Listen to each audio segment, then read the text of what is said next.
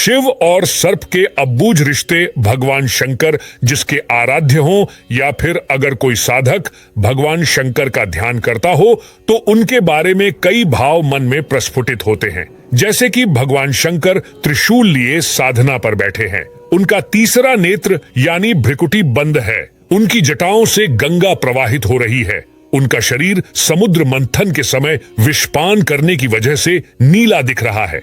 भगवान शंकर की जटाओं और शरीर के इर्द गिर्द कई सांप लिपटे हुए हैं। शिव के मस्तक पर एक ओर चंद्र है तो दूसरी ओर महाविषधर सर्प भी उनके गले का हार है। उनके परिवार में भूत प्रेत, नंदी, सिंह, सर्प, मयूर व मूषक सभी का संभाव देखने को मिलता है। साधन क्रम में विचार सागर में कई विचारों का आगमन होता है। भगवान शंकर के बारे में कई कथा कहानियां पुराणों, धार्मिक ग्रंथों में वर्णित है। उनसे जुड़ी कई कथाएं साधकों को उनसे जोड़े रखती है और साधकों के लिए वह प्रेरणादायी भी है। पौराणिक मान्यताओं में भगवान शंकर और सर्प का जुड़ाव गहरा है, तभी तो वह उनके शरीर से लिपटे रहते हैं। यह बात सिर्फ मान्यताओं तक ही सीमित नहीं है, बल्कि यह इस कलयुग में भी हकीकत में परिलक्षित होती दिखती है। यूं तो भगवान जनता जनार्दन के लिए अपनी कृपा बरसाने में अति दयालु है, लेकिन कहते हैं कि अगर आपको भगवान शंकर के दर्शन ना हो और अगर सर्प के दर्शन हो जाएं, तो समझिए कि साक्षात भगवान शंकर के ही दर्शन हो गए। हम चल रहे हैं राजस्थान के माउंट आबू में। माउंट आबू राजस्थान का इकलौता हिल स्टेशन है जो अर्धकाशी भी कहलाता है। पौराणिक मान्यताओं और पुराणों के मुताबिक माउंट आबू अर्धकाशी इसलिए कहलाता है क्योंकि यहाँ भगवान शंकर के 60 छोटे बड़े मंदिर हैं। दुनिया की इकलौती जगह जहां भगवान शंकर नहीं, उनकी शिवलिंग भी नहीं, बल्कि उनके अंगूठे की पूजा होती है।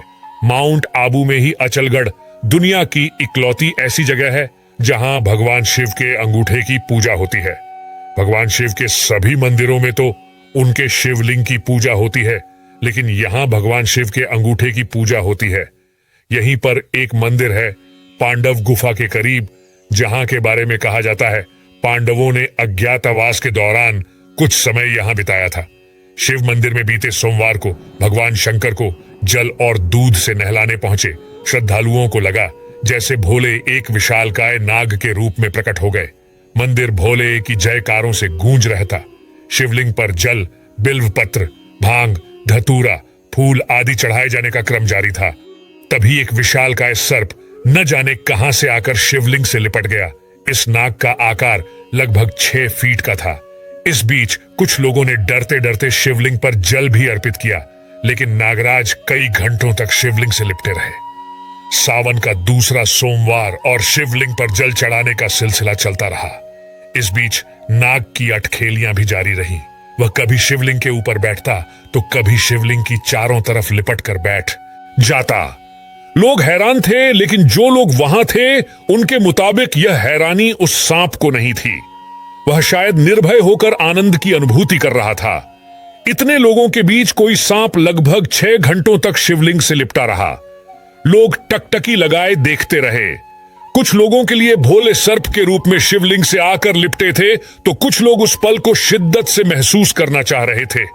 यही वजह थी कि मंदिर में भीड़ बढ़ने लगी, इलाके में खबर फैलने लगी। अचानक सर्प गायब हो गया। वहां श्रद्धालुओं के चढ़ाए पुष्प और फल तो दिख रहे थे, लेकिन सर्प नहीं। सांप इंसानों के लिए खतरनाक होता है, लेकिन यह बात भी सच है कि उसे हम इंसानों से ज्यादा डर लगता है। आस्था, विश्वास की परिभाषा आध्यात्म की सीमा रेखा में सब कुछ मानने पर ही निर्भर है।